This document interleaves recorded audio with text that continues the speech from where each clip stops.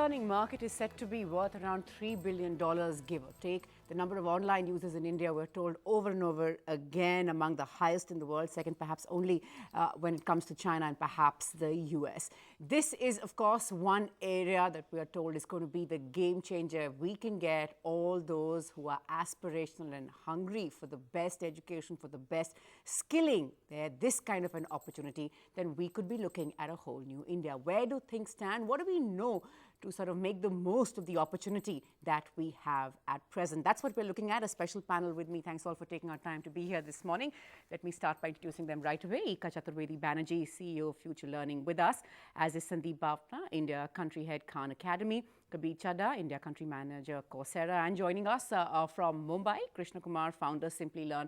Thanks all so much again for being with us. Ma'am, if I could start by asking you, we are told over and over again that how you have a demographic dividend. Look at the numbers that you have, look at your young population, youngest country in the world by 2020 and all of that. But the concern is that you've got to make sure that the dividend doesn't turn into a disaster. Education is going to be one key way to do that. How much of a role do you believe e-learning is going to play in that? While e-learning provides a solution enough to ensure that there is content that reaches right down to the last mile, it does not necessarily substitute for instructor-led training, at least right down where it matters. So while there is digital penetration, there's fascination with technology, a lot of it doesn't necessarily, in fact, ride on the internet at all, but rides on preloaded content on tabs. We've actually found it most useful to train the instructors on the module and have them roll it out along with the tabs and the e-learning content. Sure. So you're saying they both need to go hand in hand? Absolutely. Right. Absolutely. Right. And you know, the important point that you make, that there's going to be an instructor, you've got to train the instructor, but the challenge then again comes down to where are these instructors, where are these qualified, trained instructors? That's the one reason why when we talk about skilling, we are where we are, because we haven't got the right people to skill. So how much of a challenge is that? That's actually my biggest challenge. So when I run my business and I'm training in a village, in a remote village in Uttar Pradesh, my challenge is that I actually take in a trainer, train him from a Gorakhpur or an Aligarh or a Lucknow, whichever is the largest, closest town, and park my instructor in the city, in the village, for the skilling education to happen. Having said that, and because part of that skilling education is also linked to jobs, we do find the hunger very, very, very high. So the youth in rural India are actually lapping it up. They want more education, they want more instruction, they want more technology, they respond much better to technology, especially if they know that the payoff at the end of that, is a job, is a degree, is a certification. Right. So you're right, instructors are a challenge, but it's a growing breed. So in fact, a lot of our students who actually get skilled then turn around and become instructors with us. Right, right. So we'll cross that threshold. That, if you ask me, is frankly the only challenge left. So we've crossed the threshold. So we've been through stages of various challenges. We've been through the challenge on just the hardware, just the hardware being available. We've been through challenge on content and almost cracked it. We've been through the challenge on vernacular and making it accessible and understandable for our audience. I think the last mile left is really cracking a solid set of instructors that I can frankly export. Right, right.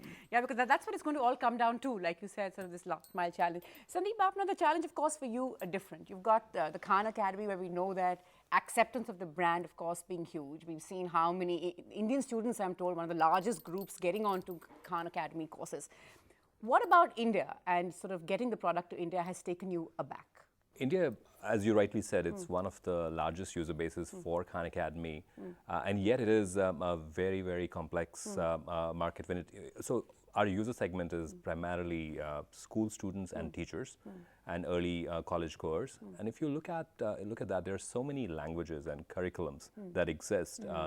One product which can satisfy the needs of all, and we're not even talking about connectivity and other issues. Yeah, we get into that. Yeah. So that's one huge challenge, and I think one of the ways to figure out would be to see how we can how we can overcome some of these challenges rather than trying to do it for every single use case. On the content side is the first area where we are putting a lot of effort as well.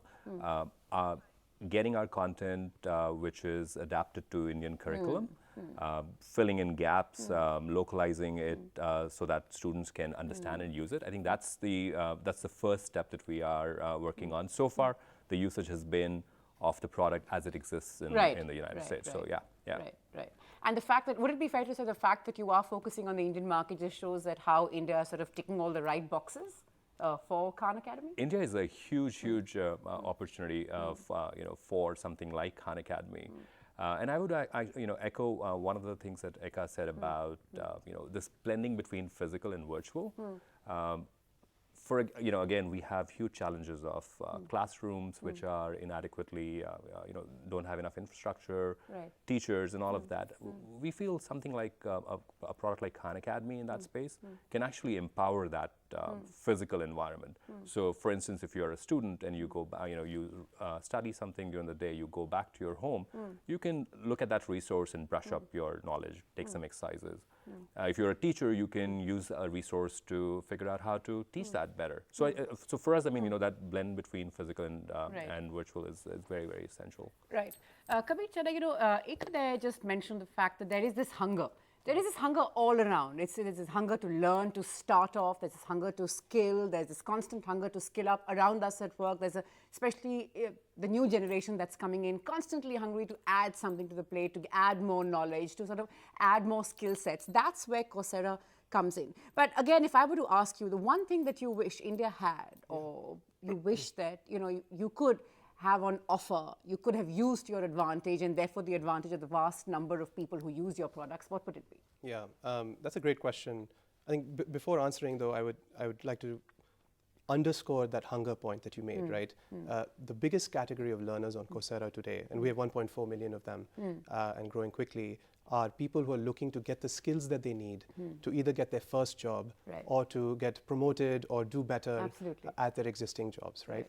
And I think that the reason that hunger is there is because we're in a place today where upward mobility, doing better in your career is such a front and center focus. And you've got so many role models, I guess. You've got that so it many becomes role so models. aspirational to them, therefore. Absolutely. I think in terms of the one thing that I wish was there, really it's about connectivity. Almost half of Coursera users use Coursera courses on the go. We are accessible anywhere, anytime, and we have a fully functional mobile app on iPhone and on Android. But if you actually look at the numbers, only about 250 million people today in India out of our population of more than 1 billion have access to the internet. And a much smaller percentage of that have access to good, fast internet with large data plans.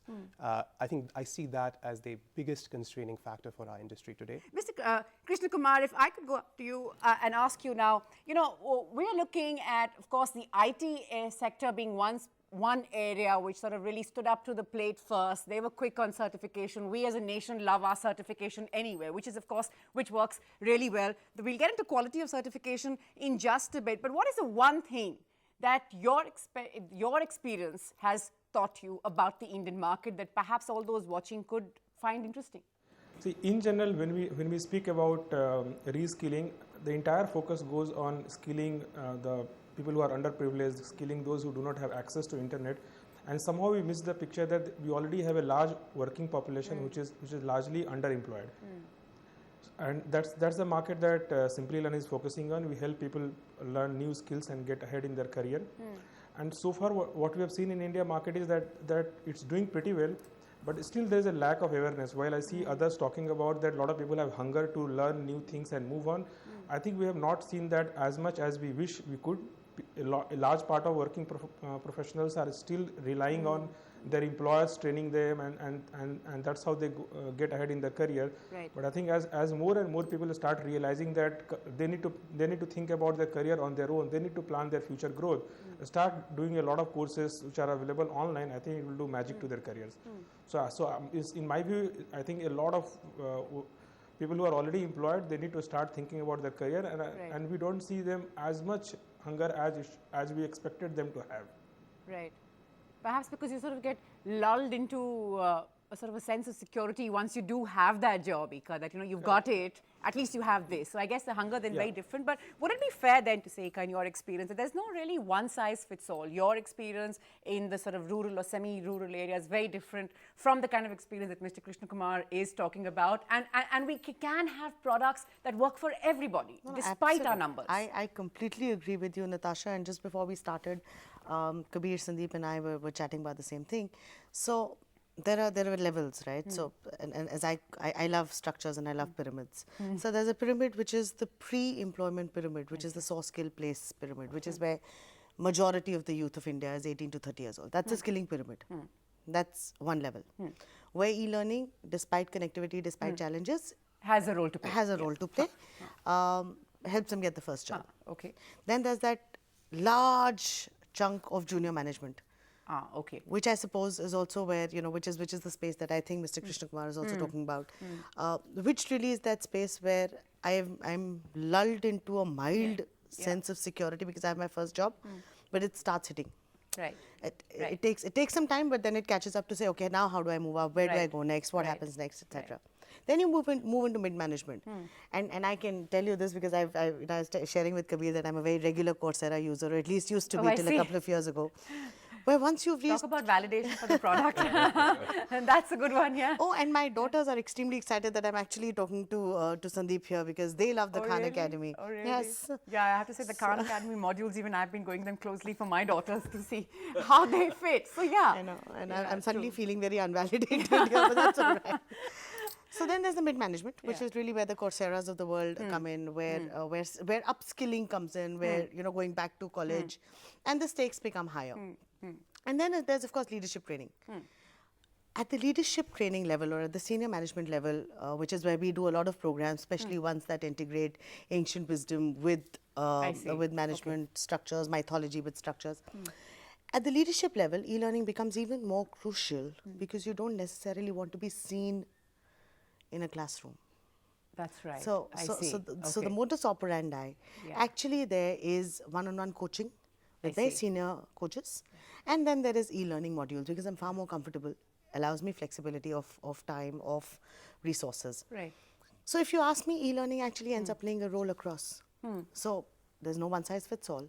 There's all kinds of courses that run there. So right from skilling base level to academic courses to to upskilling and self-development courses to pure knowledge gaining courses to certificate courses to self-development right at the top courses. So it really is a huge, huge, huge space.